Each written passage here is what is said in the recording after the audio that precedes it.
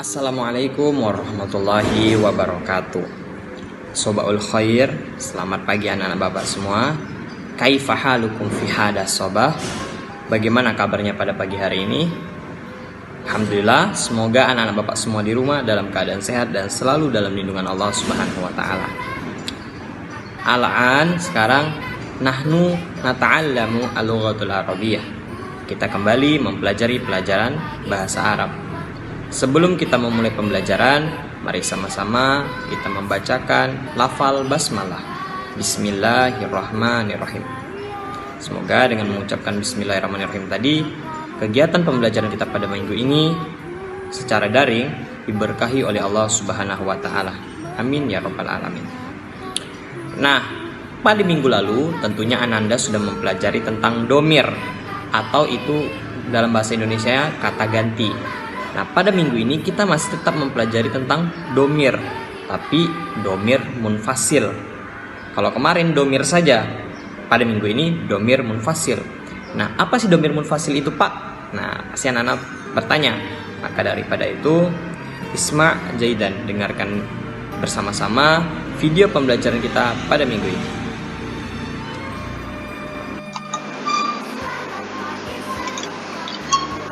Nah, pada minggu ini kita akan kembali mempelajari tentang kata ganti atau domir. Tapi kata ganti ini akan berhubungan dengan domir munfasil. Daripada itu, yuk mari kita lanjut. Nah, tujuan pembelajaran kita pada minggu ini yang pertama, siswa dapat mengetahui domir munfasil. Anak-anak bapak semua di rumah harus mengetahui apa sih namanya domir munfasil itu. Nah, maka pada itu inilah menjadi tujuan pembelajaran kita yang pertama. Lalu yang kedua, siswa dapat membuat kalimat kata ganti dengan domir munfasil. Yang mana Ananda semua di rumah, Bapak harap bisa membuat sebuah kalimat kata ganti ditambah dengan domir munfasil tadi. Oke, bisa dipahami tujuan pembelajaran kita pada minggu ini? Kalau sudah dipahami, kita lanjut selanjutnya. Nah, domir munfasil adalah kata ganti terpisah untuk orang. Kalau kemarin domir saja artinya kata ganti, sedangkan munfasil terpisah untuk orang.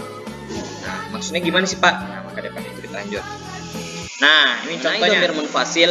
Inilah yang disebut dengan domir munfasil, yang mana kata ganti ana atau yang kemarin artinya saya akan berganti dengan huruf ya, yang artinya aku atau kepunyaanku. Ya, jadi ana itu dalam domir munfasil akan berganti nanti dengan huruf ya. Jadi tidak perlu panjang-panjang lagi. Nanti ada kalimat di depan mengenai seseorang, langsung diakhiri dengan huruf ya. Itu sudah menyatakan saya.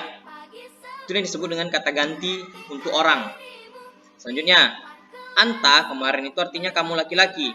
Ketika dia masuk dalam sebuah kalimat, maka nanti anta ini akan berganti dengan huruf K, yang artinya mu atau kepunyaanmu untuk laki-laki. K ya, fathah di atas. Selanjutnya, anti juga begitu. Anti kemarin punyanya kamu perempuan. Jika dia masuk dalam suatu kalimat, maka nanti akan berganti menjadi ki, kepunyaanmu untuk perempuan. Ya, anti berubah menjadi ki. Bisa dipahami dulu tiga ini? Oke, kita lanjut. Huwa itu artinya dia laki-laki. Nanti dalam sebuah kalimat, ini maksudnya titik-titik yang tadi ini adalah nanti ada kalimat. Huwa ini akan berganti menjadi sebuah seperti ini nanti, hu. Nah, berubah menjadi hu, yang artinya nya, laki-laki, kepunyaannya gitu. Selanjutnya, hiya artinya kemarin dia perempuan. Ketika dia masuk dalam suatu kalimat atau berganti menjadi sebuah domir munfasil menjadi ha, artinya kepunyaannya untuk perempuan. Oke, mungkin anak-anak masih bingung ya. Jadi nanti inilah yang akan mengganti kata ganti yang kemarin kita pelajari ketika dia masuk dalam sebuah kalimat. Contohnya kita nanti akan lihat, disaksikan di sebelah. Nah, ini contoh minggu lalu. Kita mempelajari ana, anta, anti, huwa, hiya, yang mana kita kenal dengan kata ganti tunggal, nah, atau domir saja. Selanjutnya, nah inilah yang disebut dengan domir munfasil. Perhatikan, kemarin kita hanya mempelajari yang sini saja. Ana tilmidun, ya kan? Hanya saya murid. Nah, ketika dia menyebutkan nama saya Hasan, maka akan ada. Nah, inilah yang disebut dengan domir munfasil. kalimat ana ini akan berganti atau ditambahkan dengan huruf ya.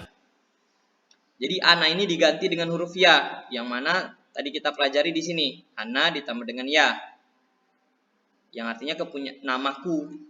Jadi bukan lagi ana tilmizun, bukan lagi ana tilmizun, ana ismi Hasan. Nggak perlu lagi, cukup menyebutkan, tidak perlu lagi bilang ananya, langsung tambah saja huruf ya di kalimat namaku. Nah, di sini namaku ini ku tadi menjadi tambah dengan huruf ya. Ismi Hasan. Nah, inilah yang disebut dengan dhamir munfasil. Bisa dipahami ya untuk kalimat ana ya, untuk saya. Jadi dia ditambah dengan huruf ya, sebagaimana atau diganti, diganti dengan huruf ya. Oke, kita lanjut. Anta tilmizun, ismuka faslun. Kamu murid, namamu Faisal. Kita lihat, kalau anta tadi ditambah dengan huruf apa anta? Anta digantikan dengan huruf k, yang artinya mu, kepunyaanmu laki-laki. Kita lihat anta k ya. Nah, anta k, maka namamu tadi, namamu Faslu, namamu Faisal. Nah, ada penambah atau ada kata ganti anta digantikan dengan huruf k saja.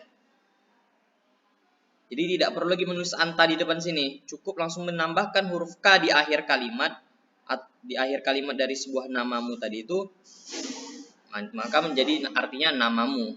Nah, bisa dipahami ya, inilah yang disebut dengan dhamir munfasil. Selanjutnya anti. Anti ini artinya kamu untuk perempuan tentunya kan.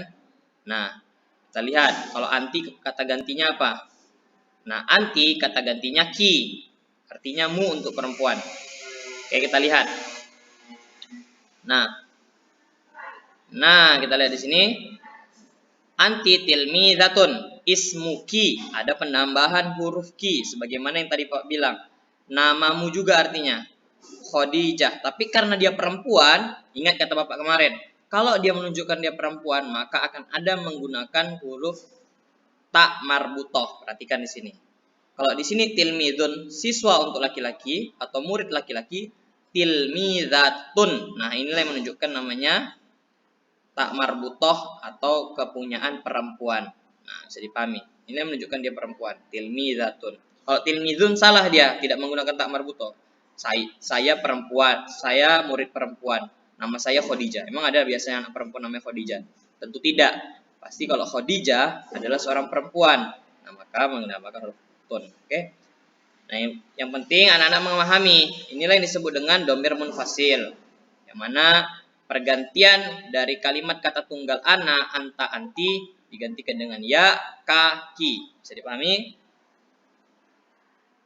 Oke, kita lanjut. Ini ada pada halaman 8 ya. Silakan anak buka di halaman 8. Nah, contoh dhamir munfasil. Ini yang untuk huwa dan hiya. Perhatikan. Sebagaimana yang kemarin kita pelajari ya. Ada huwa dan hiya. Dia artinya, hiya juga dia artinya. Nah, kita lihat. Huwa di sini digantikan dengan huruf hu, dan hiya digantikan dengan huruf ha. Nya dan nya juga artinya. Tapi kalau nyanya yang hu ini untuk laki-laki, ha ini untuk perempuan. Bisa dipahami? Ini kata gantinya. Sudah dihafal ya kata gantinya ini. Kita lihat contohnya. Nah, contohnya huwa ustadzun, dia guru. Ismuhu As-Sayyidul Ahmad. As-Sayyidu ini artinya bapak ya, Ahmad. Dia guru, namanya Pak Ahmad. Nah, huwa ustadzun. Huwa, kalimatnya huwa. Kalau huwa tadi ditambah dengan huruf ya, hu. Nah, kita lihat, kita perhatikan. Ada ditambahkan huruf hu untuk menggantikan namanya Pak Ahmad. Nya tadi, ini dia ditambah dengan huruf hu. Sama seperti sebelumnya, ismuki, ismuka, ismi. Karena nama bahasa Arab nama itu namanya ismun, tapi namaku menjadi ismi. Jadi juga sama seperti ini. Namanya ismuhu. Kalau dia laki-laki, karena kan Pak Ahmad pasti tentu laki-laki dong, mungkin perempuan. Ismuhu As-Sayyidu Ahmad. Ini untuk kata ganti huwa. Lanjut hiya, tadi kata gantinya adalah ha. Kita baca dulu. Hiya ustadzatun. Nah, ini tak marbutohnya ya. Untuk menunjukkan dia perempuan. Ismuha as-sayyidatu Aisyah. Ada tak marbutoh lagi. Dia guru, namanya Bu Aisyah. Nah, di mana penambahan domir munfasilnya atau kata ganti domir munfasilnya untuk kalimat hiya atau kata hiya? Nah, di sini dia. Penambahan huruf atau kata ganti hiya menjadi ha, ismuha, ismu, hu. Nah, bisa dipahami ya perbedaannya antara dua kalimat ini.